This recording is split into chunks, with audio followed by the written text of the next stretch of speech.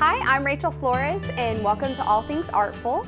Today we're here with Karen Wolfram, and we're going to be discussing her life, her art, specifically her series, God's Work. Thanks for having me here today, Rachel. Yes, well, we're excited you're joining us. And so how are you doing today? I'm doing great, and I'm excited to talk and tell you about this art. Good. So Karen, tell us, where did you grow up? I grew up in a small town, about 1,200 people, called Baird. Okay. It's a county seat of Callahan County, near Abilene. Okay, so we're in Texas, though. Yes. And so tell us a little bit about how you got started in art. What really got you passionate about it? I had an uncle that did art, and he lived with us for a while when he was attending Texas A&M. I would sneak into the living room where he had his art set up and get behind a chair and watch him. Very neat, very neat. Until he would catch me and then run me out. Well, I was going to ask, the next question I was going to ask is if you had any role models in your life. So obviously he was a fantastic role model, other than maybe chasing you out. After I enjoy Georgia O'Keeffe's work. Then our local artist, Jack Sorensen. Yes, I even like son Josh's work. And Ann Crouch has given me instruction in roundabout ways with some of her tips and so forth on painting. So you've had a lot of inspiration for your work. Yes, I've taken many of the master's classes from the school. Well, so tell us about kind of your path to becoming an artist. So obviously from 9 years old to taking classes with Jack Sorensen, it probably didn't happen really, you know, there was probably a big span of time there. Big span of time. I went to Texas A&M. Okay. Studied, became an English teacher. Oh, really?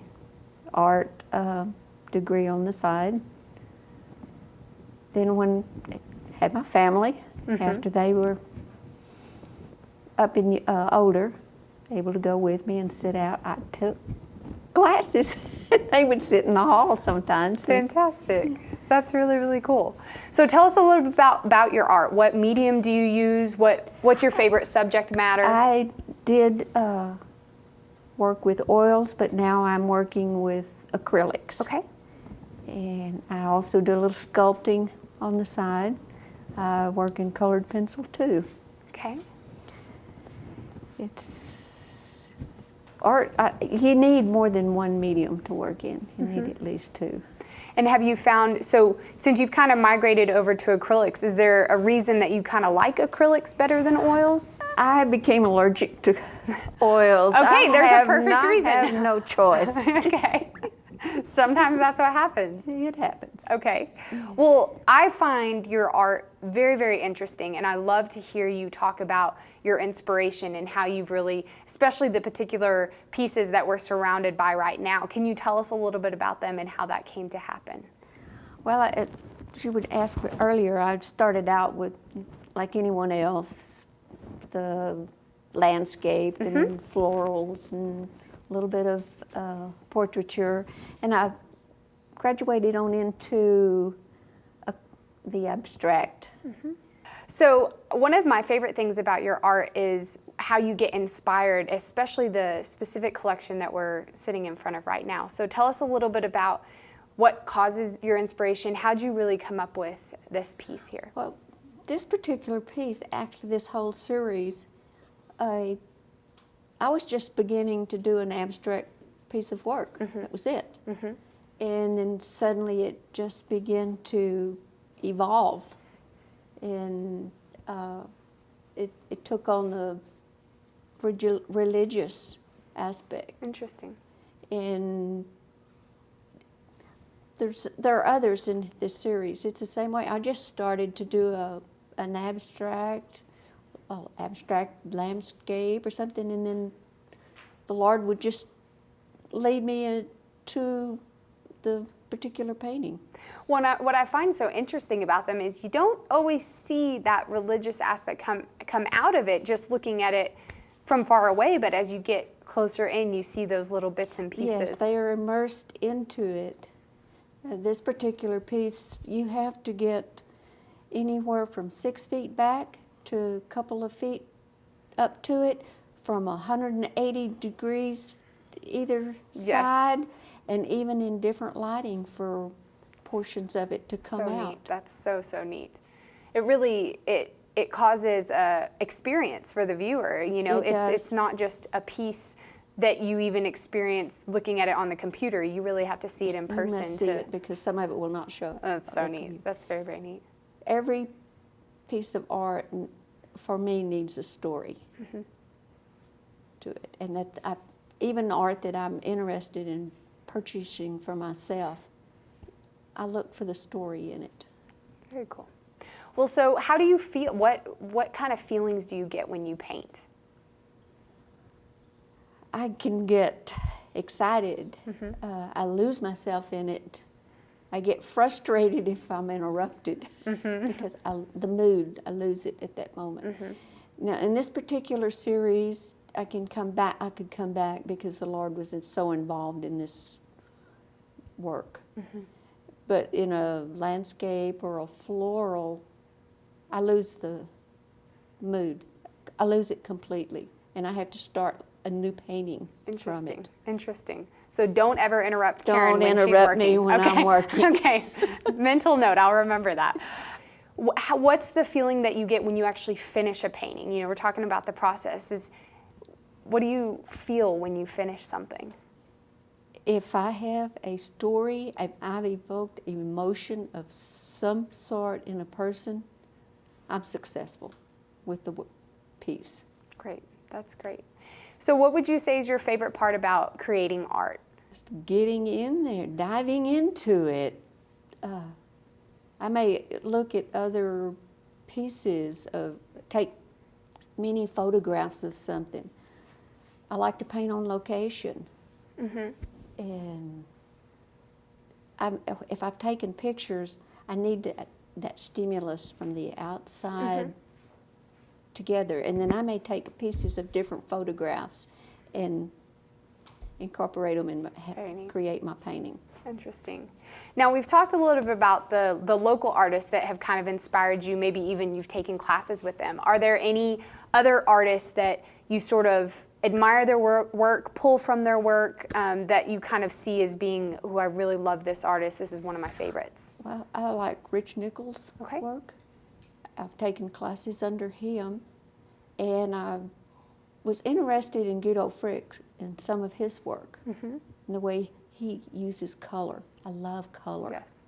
As an artist, what would you say is the biggest difficulty that you've experienced? The biggest difficulty is when I get interrupted and I lose that momentum, that inner artistic creativity aspect that each human being possesses. I just lose that momentum. Interesting. I don't know how to really express it, but you get so involved in the work. And then the other thing is I know what I want, and it doesn't come out because every artist has this problem of it the technique not quite working the way you want it, and that's very frustrating. Has there been a time in your career that you felt like giving up, just things weren't working the way that you wanted it to? Definitely, because when you get so frustrated and the technique doesn't work, and if you're moving into another level in your art and the technique, you haven't quite mastered it, or the color combination is not quite what you want. Yes. I have often thought, why am I doing this? I just need to throw it away and quit. Well, I'm glad you didn't. Is there any advice that you could give to an artist that maybe is starting out or even has a long career but maybe feels a little bit like giving up? Is there any advice that you'd give them? Keep doing it. Allow yourself time every single day to create. 15 minutes a day. Draw, paint, do something creative. But just keep working and working. You'll get there. Eventually, you'll get there. Great, that's great advice. Of all of your pieces that you've done, what are your favorite pieces of artwork? I guess the God's Work series is my favorite series. I can see why. I have two pieces that are very special to me. They're some what I call God nuggets came about from them. Very neat. And is this one of them?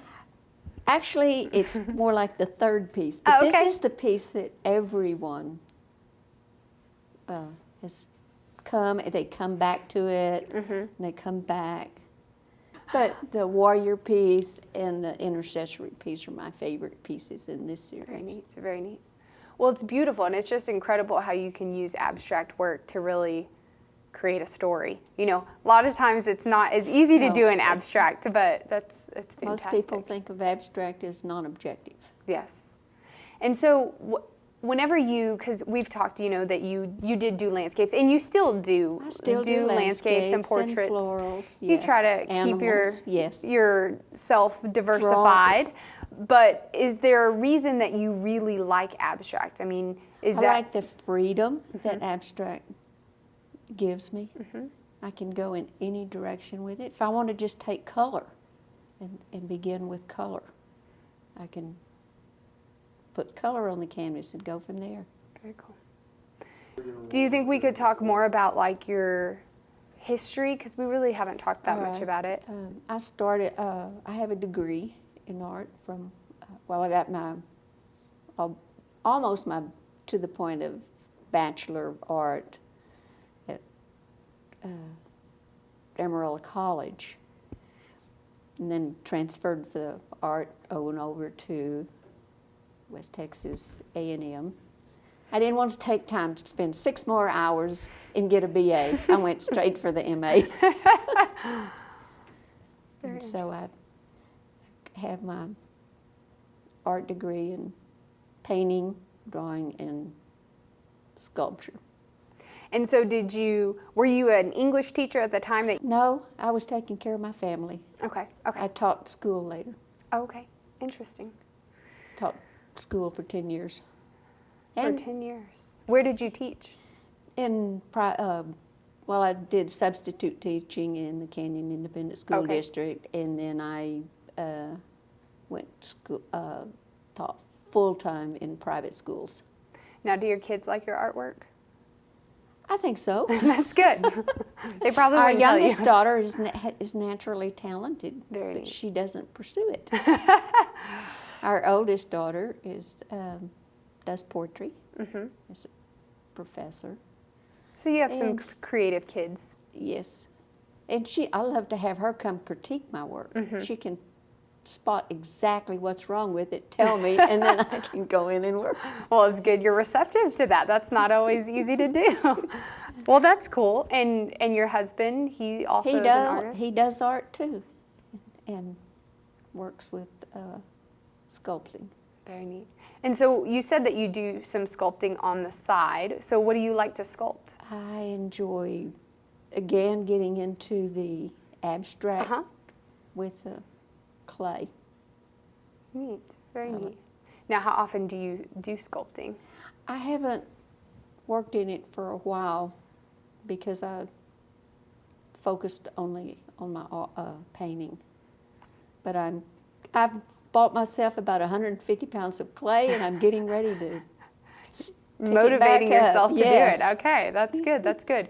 Well, so whenever people come in and see your work, you know, when people come for First Fridays or, you know, just walk in the gallery in general, what do you find is the common thing that you hear about your work? If they're into abstract, they'll understand it.